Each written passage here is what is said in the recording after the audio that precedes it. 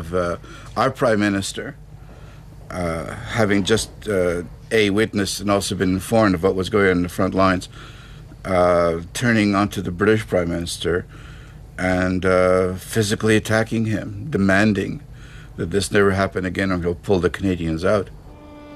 Glory be to the Father, and the Son, and the Holy Ghost. At the front, after so much sacrifice, even Canon Scott's morale is close to breaking. We had a service Christmas Eve, and again on New Year's, solemn and beautiful. As I looked back to the gathering held in this place last New Year's, it was quite overpowering. How many had passed away? In my heart went up the cry, "How long, O Lord, how long?" Surely the ceaseless chiseling of pain and death had graven deeply into the soul of Canada. The numbers 1917, the year 1917.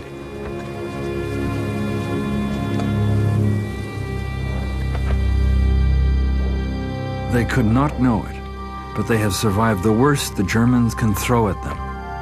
Now, they will turn the tables.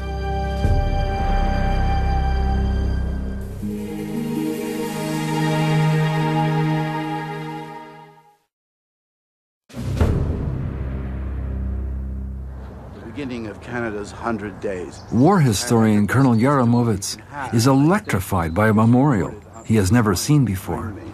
The Canadian Corps, 100,000 strong, attacked Eteros on August the 26th, 1918, stormed successive German lines, and here on September the 2nd broke and turned the main German position on the Western Front and reached the Canal du Nord. To me, it just seems so un-Canadian. It just seems so forceful and very aggressive, and the sense that this is where we came out and whooped the Germans and turned, and this is where we broke out. It's just, it's wonderful. It's just it's a real testament to what happened.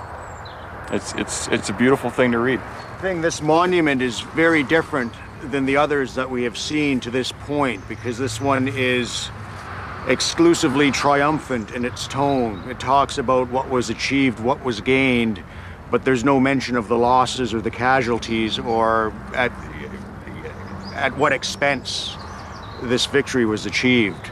For me, I'm just thinking, if I'm a man over here, when I came here in 1914, I was against killing. I thought it was, I was brought up to think this is, I'm going to hell if I do this. I'm sinning.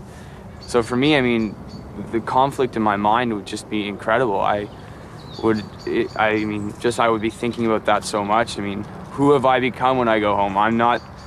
What do I believe in now? My government, when I go home, tells me not to kill, but they just sent me out to kill other men. It would just be very strange. But you should know that that's still true. This happens 100 years ago, but every time the government pulls the trigger and sends us somewhere, there's a price, there's a human cost. Canadian soldiers could and do die doing that today. So it's not something to ignore in the paper or something to, well, that's somebody else's problem. You guys got to know that we still die. C'est important de se rappeler qu'avant d'envoyer des troupes à quelque part, puis avant de mettre la vie de citoyens, de gens comme nos ancêtres en jeu, la raison est mieux d'être bonne, puis est mieux d'être forte. 1918 is a triumphal year, but at a terrible cost. The Canadian Corps come to be seen as the elite army on the Western Front, but they pay a high price for this reputation. Almost 17,000 men are killed and wounded in the last 100 days of the war. Among the many who pay the price in that final year are men like Charlie Stewart, Papineau's old friend. The battlefield where he died in one of the key events of the final victory campaign is now a place where rabbits and not Germans are the prey.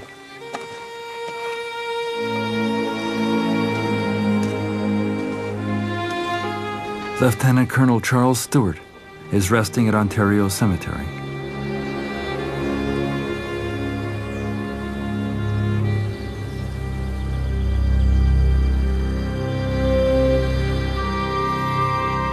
Also killed in the Victory campaign is Stephen Workman's great-uncle, Donald Ross. And he writes on the train pulling out of Coburg that the train struck and killed a 5-year-old boy. There's a sense from the start of his letters that this is where he's going to be.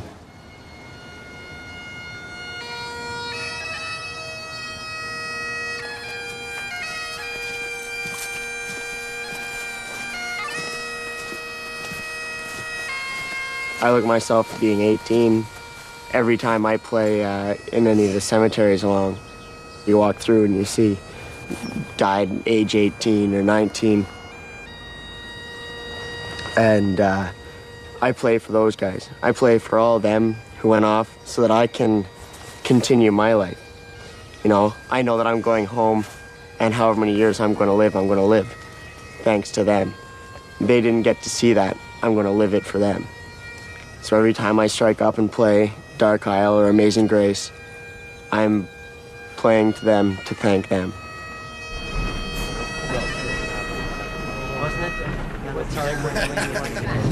As a group, we've had 10 days together, and we've formed some of the most amazing friendships.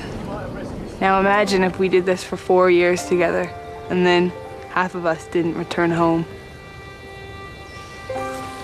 I don't even want to know what that's like. I never want to know that feeling. Never. Caroline Papineau lived into her 90s, but friends and family said that she, like tens of thousands of mothers and fathers, never recovered from her loss. Beatrice Fox married and went on to a career as a sculptor. In 1934, she bequeathed Talbot's letters to the people of Canada, and the letter offering her donation conjures up the final chapter of their love story.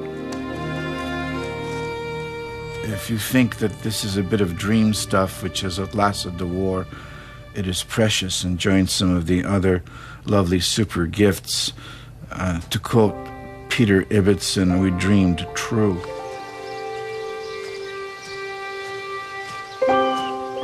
Peter Ibbotson is this novel where two lovers, two childhood lovers, who never fulfill physically their great love for one another, and yet they meet in dreams.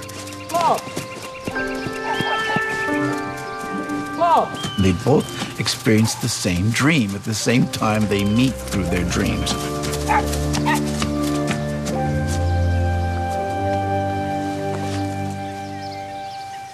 As Talbot Papineau says, we are lovers. We are committed to each other.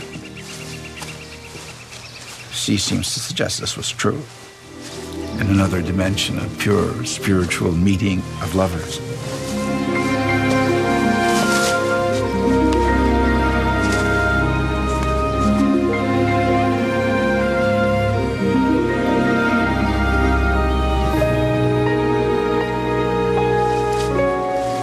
If the flesh did not survive this war, certainly the romance between these two did.